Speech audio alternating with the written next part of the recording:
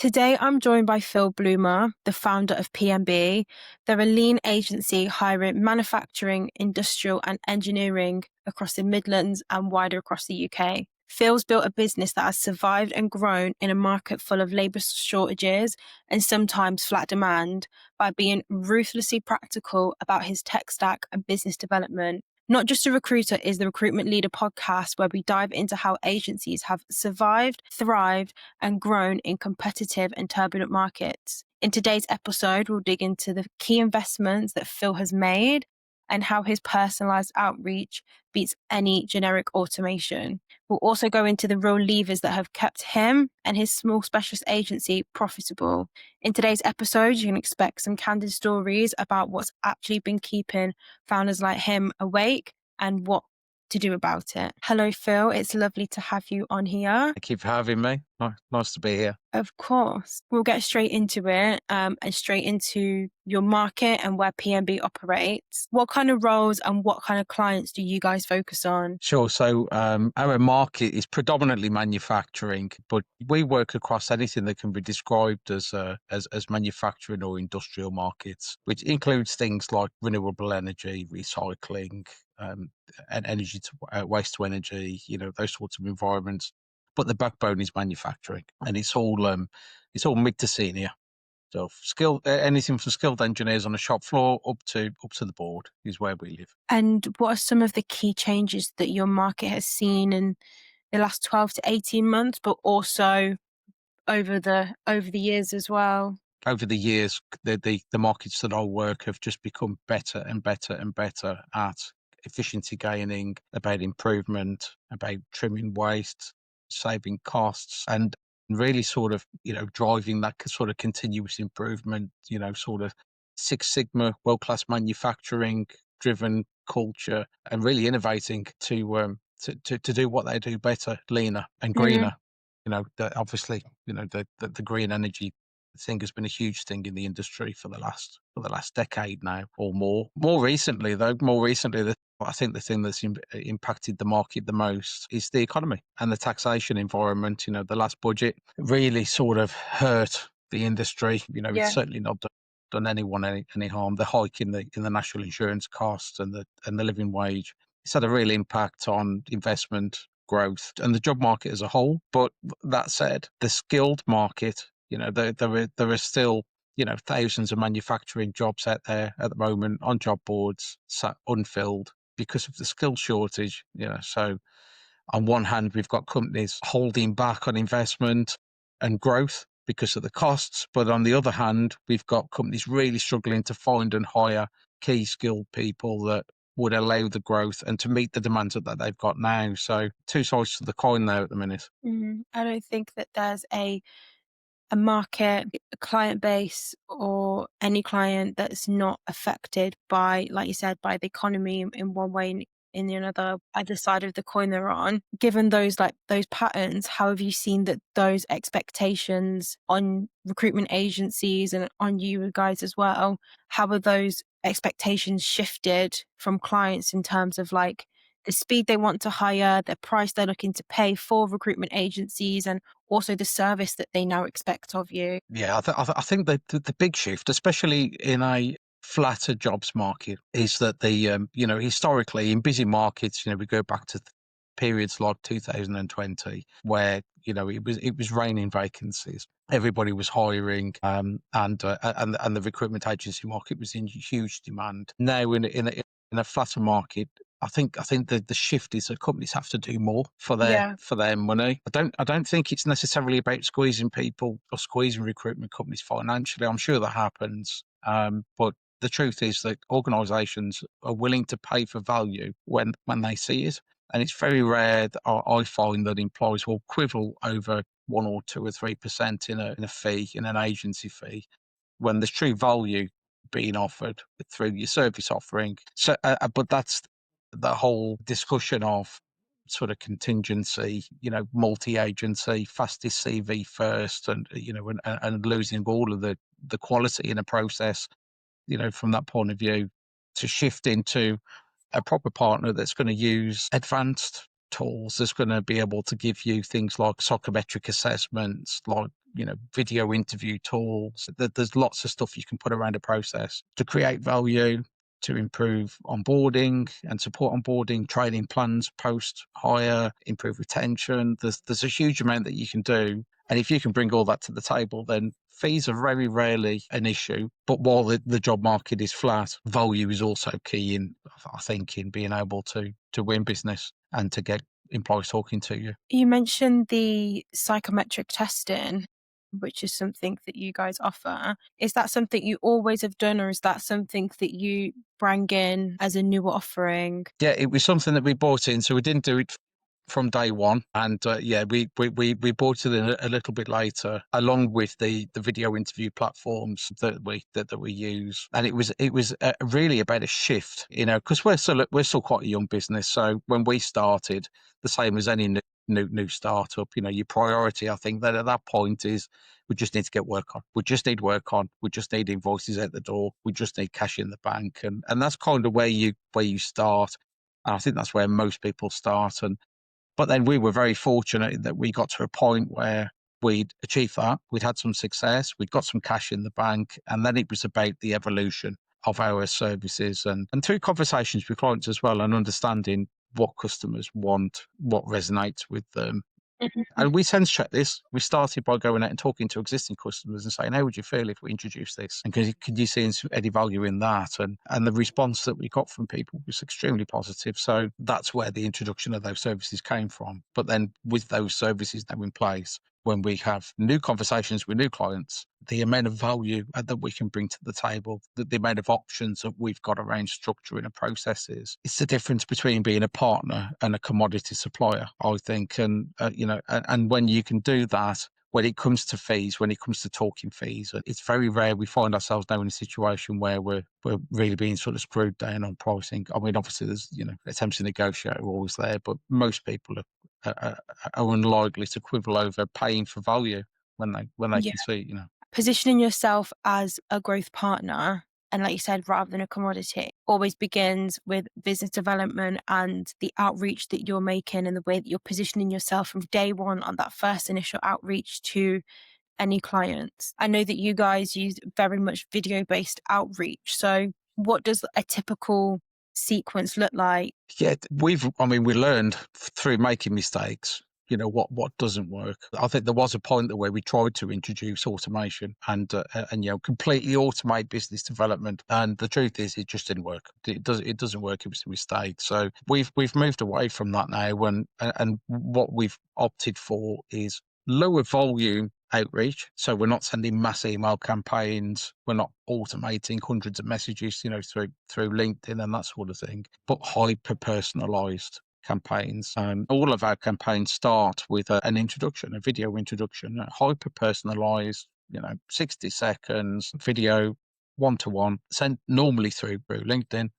We have got a tool we could do it through email as well if we need to. And then following that, we share information. We give stuff away for free. We give away market information, salary information. We write blogs that we hope that people find interesting, and we share those. We share information on the video technology and its advantages, the psychometric assessments, its advantages. We share case studies. We share all of this stuff. But the one thing that we don't or rarely do through a sequence of contact points is give the generic sales pitch, I think, that most prospects are receiving daily, weekly, which is we are this company, we do this, we find top tier talent, we do this, we do that, we do that. Everyone kind of launches into that. And I think a lot of people they're cold to that now, and they skip past it, they don't read it, they delete it. The response rate that we've seen through sending out the personalised videos at just a stage one contact exceeds everything that we've seen through any other channel. Do you guys have like a tool or something that you use where you can directly see your positive response rates and you can directly track like the response and replies to the video outreach? Yeah, we manage all of that in our CRM. So we went with we use Atlas. Don't want sharing. We use Atlas. at the moment, and you can create campaigns in Atlas, and you can draw statistics from that. We do have a tool. It's a bit like Hydro, lots of other similar tools available where we can send stuff through email, and then when people click on and watch the video, we get notifications that a video has been watched, how long they watched for, how many times it was clicked. We do get that sort of data. But when it comes to LinkedIn prospecting, we've found, although we lose all of the data capture and the feedback that those other tools give us, we've found that the best and most direct route to getting your message across is to use the LinkedIn app on an iPhone or a smartphone. It's very basic, it's very simple, but you're recording a one-to-one video. Every video's got to be recorded individually and sent individually anyway. So you through when you're connected with someone in the app, send a message, record or take a photo, select video, record your video, 60 seconds, send. I completely understand, because when I've done video outreach before, in theory, it sounds very time consuming, but I've actually found that I will bulk prepare 10 at once. I know exactly what I'm going to say. And then literally all I need to do is record one after another. And it can literally, the time it takes to record video, press send, is done within less than 5 minutes. And you really get into a routine of it. I know that recruiters based in an office, I remember it was me, it was very daunting and I think maybe embarrassing at the time to be in an office and trying to record an audio or something like that. But once you get into it, and you probably have to do when you're sat in a quiet room, it's actually a very routine thing and becomes so natural to be able to do, and also a lot quicker than just physically typing out a message. You're right, doing it on your phone, you can literally pick up your phone, record it, press send, and that's done. Much better than sending an email. You mentioned that you guys have done automated outreach before. What did that look like, and why did you find that it didn't really work? Yeah, I well, just to sort of say 100% on everything you've just said. For people watching this and thinking, oh, that sounds like something I should do, but I'm not very confident. I can tell you now that when I started, cringed at every video I recorded. I hated sending them out. I would record everyone 4 times because I wanted them to be perfect. I think the thing that people need to remember is that customers don't buy perfect; they buy authentic. In fact, studies that show that people shy away from. I've heard this on another a podcast I watched recently with an expert videographer. People actually shy away from perfect and prefer authentic. If you're mid-video, you trip over your words, the cat jumps on your desk, don't worry about it. You just continue talking like you would do if you were talking to them and they were sat in front of you. You'll get better response rates doing that. And the more you do, the more confident you will get. And the easier it becomes. So yeah, you just need to practice at that. I used to, when I record, if I'm recording, I've not majorly stuttered over my words or completely forgot what I meant to say. The first recording I would get where it's pretty coherent, I would just press send. Sometimes I wouldn't even watch it back. Obviously, you've said it, you feel confident, and I'll just send it straight away, because going back, analysing it, and then, like you said, trying to perfect it is where you get in your head, ends up slowing you down. Doing the video outreach. Sorry, I was just going to say, but what you're saying there kind of answers the question that you've just asked me. Why did the automation thing not work? And the truth is, when you're sitting writing sort of sales orientated messages, it's very difficult to write something that's authentic, that's compelling, and that would relate to everyone that you send it to. And I'm not saying the email campaigns don't work, and I'm not saying that message sequencing don't work, because we use an element of that. You can't have every single communication that you make a personalised, recorded video, because you would never be able to keep up with staying in touch with everybody. It's impossible. But I think the point is, when you do the personalised piece at the beginning, and then at touch points through sequences. So because the psychology that tells us that people connect better with a face on a screen than they do with words. It's a psychological thing. It's a human thing. And I think when you start with that, when your next message pops up and it's a written message, they've got a picture of you in their head. They can hear your voice. They can, if they've watched your video, And then it might be that, a couple of written messages offering something for free. And then it might be a voice note to say, oh, we shared that blog with you with all that interesting data or that information in it.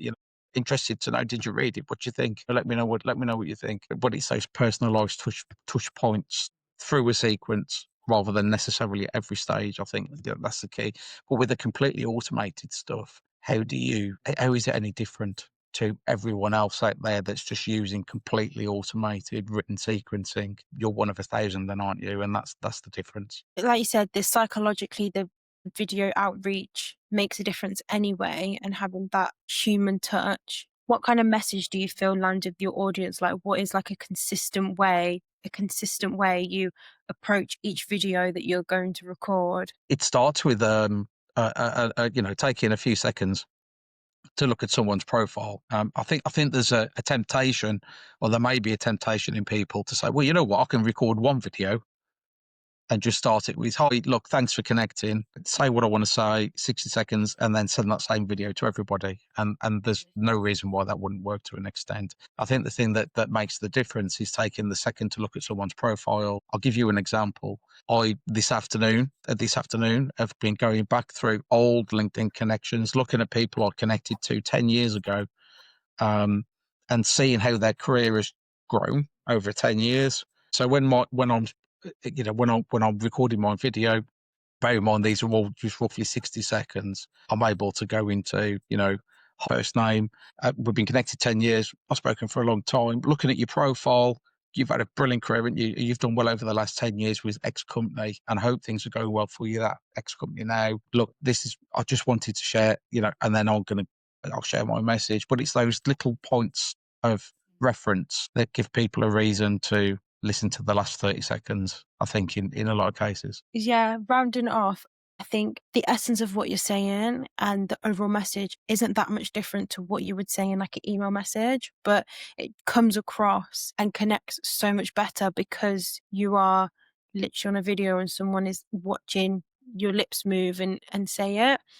Uh, what have you guys found that has changed, like the biggest things that's changed day to day after onboarding to Atlas? Time, the amount of time it's saving us, ultimately. And I think that's the thing when it comes to technology and tools and tech, and if you all recruitment agency owners will know that there's just so much out there. It's it to the point where it just becomes completely overwhelming. You can't buy everything, but you feel like every individual tool gives you something that you need. It's a minefield. It really is. And this conversation comes up a lot in networking groups I'm involved with. The recruitment, founders and owners. It's a common conversation. Tech. There's WhatsApp groups. Lots of other agency owners, and it's a common. There isn't a day that goes by where there isn't somebody popping a message in there saying, "Has anybody used this tool? Is it any good? Yeah. Does it work?" So yeah, it's such a daunting area. And the advice I was given, and that I'll repeat to everybody, is the thing that you need to do with tech is ask yourself the question: what do I actually need? What problems am I trying to solve now today? What do I need now today? And in my case, and in my situation, being a small business that was busy with vacancies, it was taking lots and lots of time in admin, formatting CVs, in pulling information together, in populating a CRM, as we were working, in recording everything. That became, half our working day, doing that sort of work. And Atlas kind of removed, I would say, 90% of that for us, because it does it all for us. So that was the solution for us, because we were looking for time. That was the problem that we had. But we still need more. There are more tools we'd like to add, but that was why we went with Atlas. You are completely right. You have to look at what are the core problems that you are trying to solve, and then looking at, okay, what is out there that can help me figure them out? Which is a conversation I have absolutely every single day is, okay, let's not get carried away with all the tools that are out there. What are you trying to solve first? And we'll narrow it down from there. And yes, there is always other problems to solve. There is other tools to use because not every tool does everything, but focusing on, like, I always like to focus on solving one core problem at once. Something solves more than one problem, fantastic, but let's focus on saving one problem at once. Like you said, whether that's candidate outreach, whether that's processing candidates and putting them through the process and saving time, which Atlas helps with. What do you feel like now is some of the parts of PMB that are still the most time consuming for you? Yeah, but I mean, Atlas has solved a lot of problems. You know, the next big problem that everybody's got is what is the perfect ideal candidate sourcing tool, and what is the perfect ideal tool for business development outreach. You know, because when you really break it down, I don't think it really matters what market you're working in. You know, as a recruitment agency or recruitment company, you need to be able to identify individuals with employers and contact them and convey your message. You need to be able to contact and find candidates for the vacancies that you're winning, and you need an administration system in the middle that pulls it all together and records everything for you. And ultimately, really, if you really break it down, that's really all you need. Atlas has solved, you know, some of those problems for us. It solved the time problem. There is business development sequencing built into Atlas. There's candidate enrichment tools for getting email addresses and phone numbers and things like that. So that solved some issues. Yeah, I think when it comes to technology and what's next, I think the thing that everyone's waiting for now is who's going to step up and compete with LinkedIn.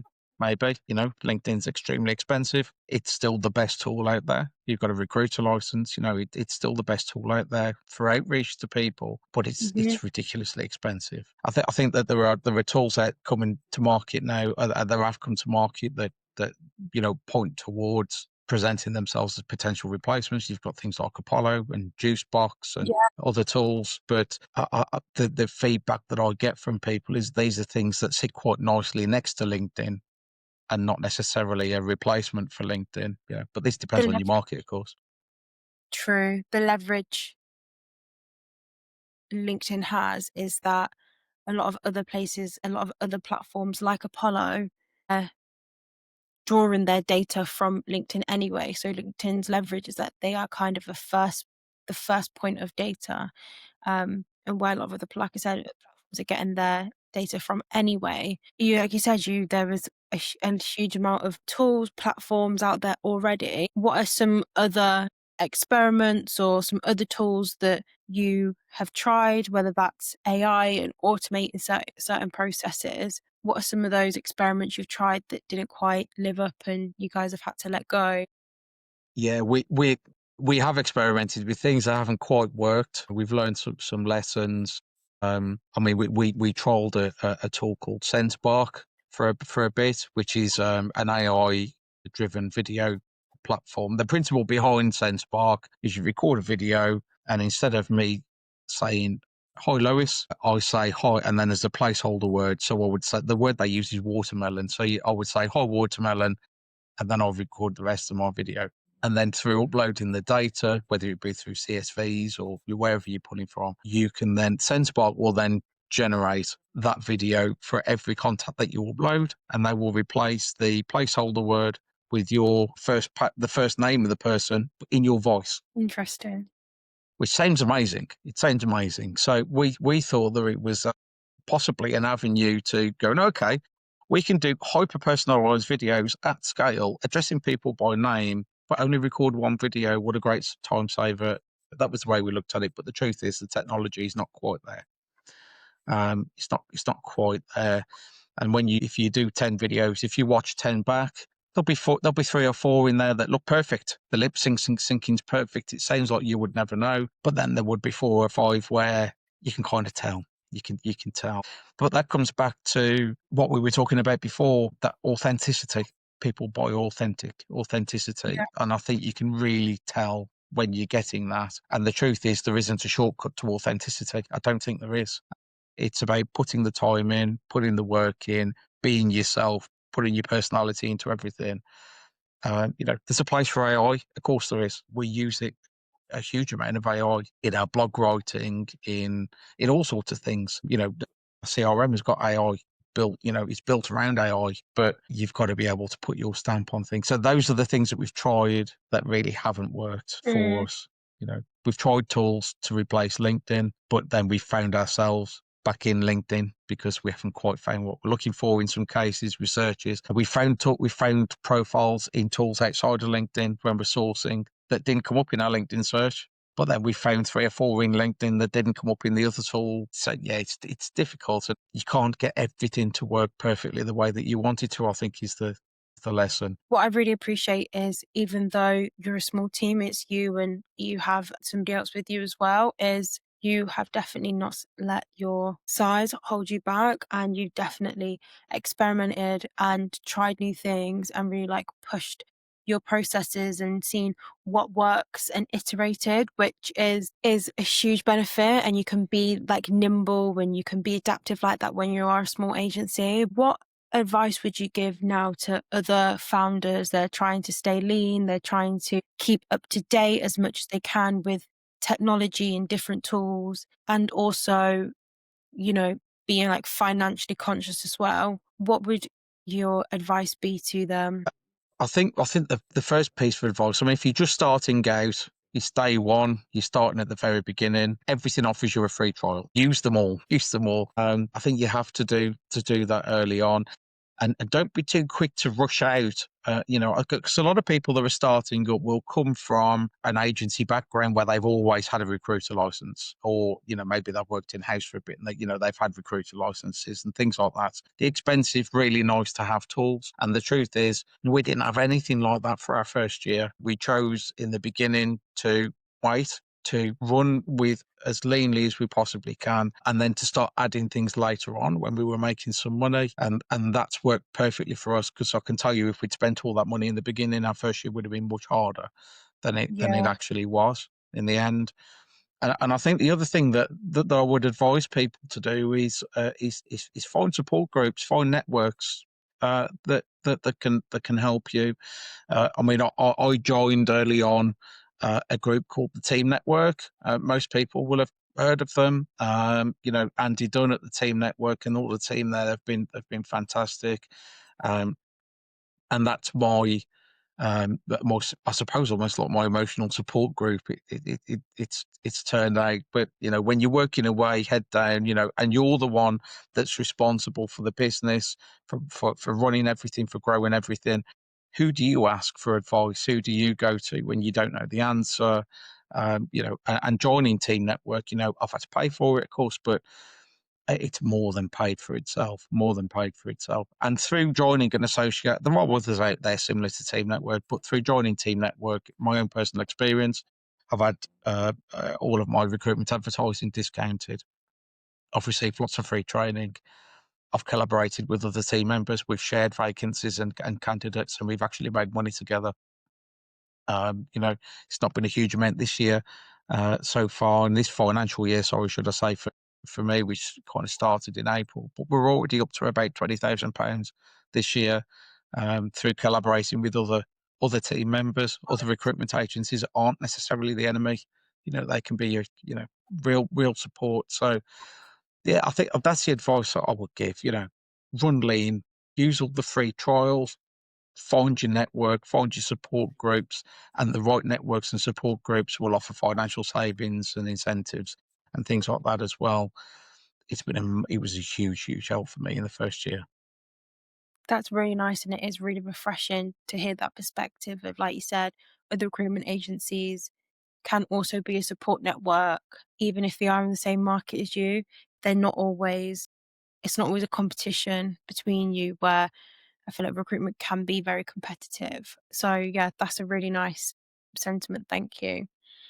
Moving into, even though it's technically only halfway through the financial year, but it's also coming to the end of the year, what is next for PMB going into 2026? Yeah, going into 2020, I mean, we've got all the same pressures and problems that I think all recruitment agencies of our size have got at the moment. Is the job market's flat. We all want more. We all need more. We all need more clients. We need more vacancies, and but we also need better access to the skilled candidates that everybody's struggling to find, and is trying to find solutions to those things.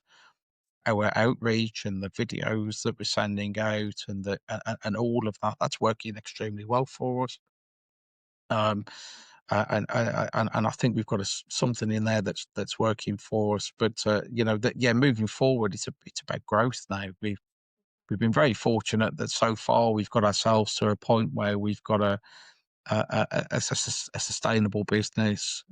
We've got a client base around us. We've got the income there, the building blocks of turning ourselves into a 3, 4, 5 person business, and that's next for us.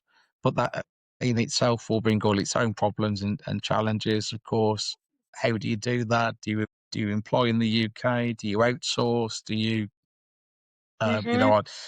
there's a huge market now for outsourcing to people working in South Africa, for example, and there are companies that facilitate that for you. So is that a better option because of the cost of employing people in the UK now?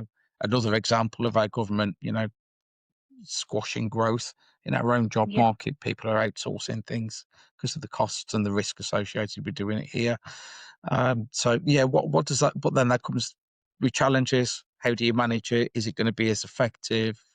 Will you be able to build the culture and the environment that you want, and be in a position where you're not compromising on what your clients are receiving and your candidates are receiving?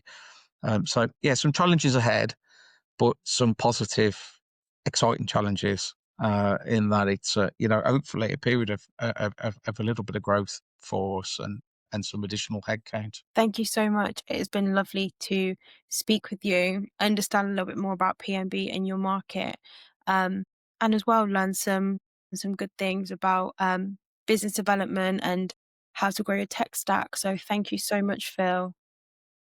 You're welcome. Thanks for having me. Lovely talking to you.